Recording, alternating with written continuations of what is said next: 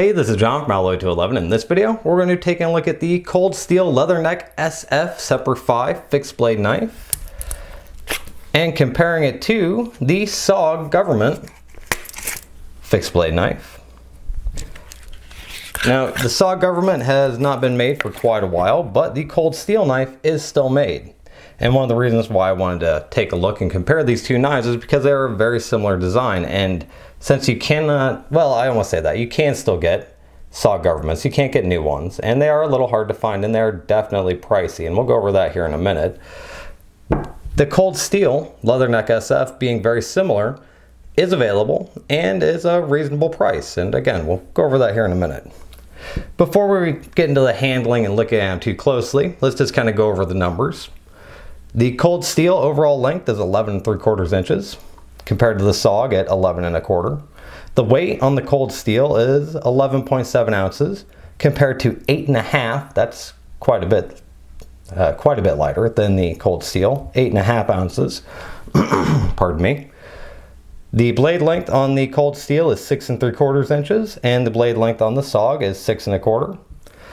The blade material in the Cold Steel, at least this one, I do believe they have different material they can be made out of, but this one in particular is made out of German D2 steel. They can have a Rockwell hardness between 54 and 61, whereas the SOG is made out of 440 stainless with a HRC hardness of 55 to 58.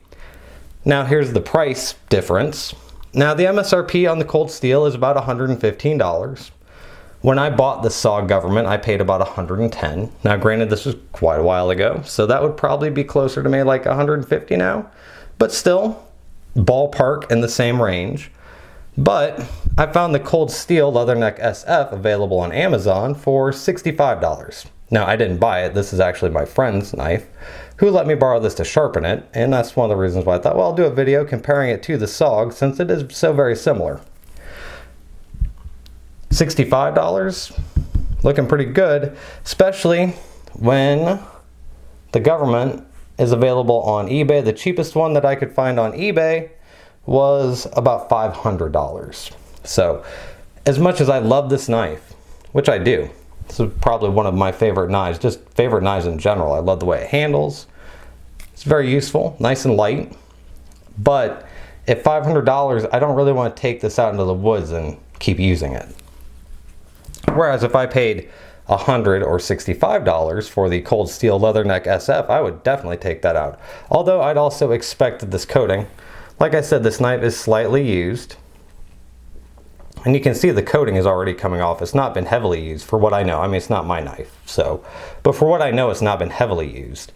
But as you can see, the coating is coming off. And it will come off with use. It's just the way it's going to be. Handling. The handle itself is quite a bit wider. The tang does go all the way to the end. It's not quite what you call a full tang, because it's not the full width, but it does go all the way to the end. It is full tang. Well, basically full tang. So, and it's pinned. As I said, you can see it right there coming through the back. With the SOG, same thing, all the way through, all full. Not something you have to worry about. These are both good knives in that regard, especially when you compare them to, say, the SOG Seal Pup knockoff that we looked at. That was an awful little knife. I like the way this handle feels, and it took me a little while of messing around with it and practicing with it and such, things like that, to get used to the fatter handle. And I honestly still like the Government a lot better for just handling purposes, but I could see how if you're using this all day out in the woods and things like that, this fatter handle is really gonna save your hand throughout the day. And in some ways, I don't really think the Government was really quite ever intended for heavy outdoor use. So I think the Cold Steel is definitely maybe a little bit better for that just overall. Now, as handling and all that, I do like the SOG better.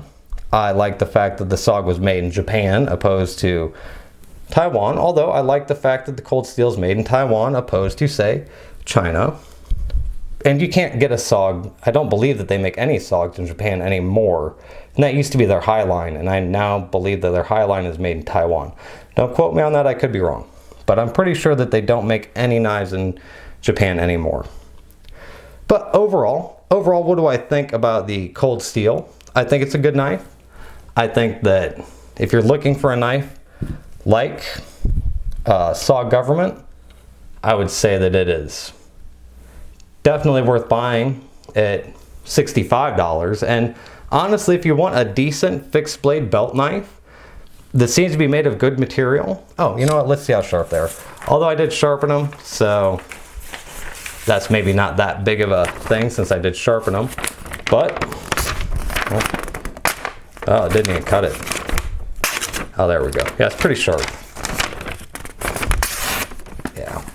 I mean, given that I sharpened them, it's not the factory edge anymore. It doesn't really matter. It doesn't really mean that much when you've already sharpened the knife because, well, you sharpen the knife. And you can even take a pretty low quality knife and make it sharp for a couple passes through paper. So that is maybe not that meaningful. But who doesn't like cutting paper? I mean, I guess I could shave my arms some more, but, well, can already see I sharpen a lot of knives, so. Anyway, back to the point. Overall, I think the Cold Steel is a great buy if you're looking for a knife that's similar to the SOG Government, but maybe doesn't carry a $500 price tag, or maybe one that you don't want to beat up because it's a collector's knife, especially if you were to get one of the SOG Governments that has the blued blade, which would be similar to the coated blade. I like the way I'm setting up the title shot there. Anyway, if this is the kind of knife you're looking for, but you don't want to spend that money, which I wouldn't, I'd say the Cold Steel is a great buy. And especially if you buy it at $65 right now on Amazon, I don't think you could go wrong with the Cold Steel knife. And Cold Steel knives in general, I've looked at a lot of them, like not in the channel, but myself, and they all seem to be pretty good quality. There's some other companies that are big names that I like some of their knives, but then I see some of their knives that look like junk. But Cold Steel is not one of those companies. It generally tends to be a Cold Steel knife, seems like a good knife. So if you found this informative and maybe informed your decision on if you wanted to buy one of those knives, I'd appreciate a like. If you watched some of my other videos and you like those too, I'd appreciate if you subscribed. So have a great day.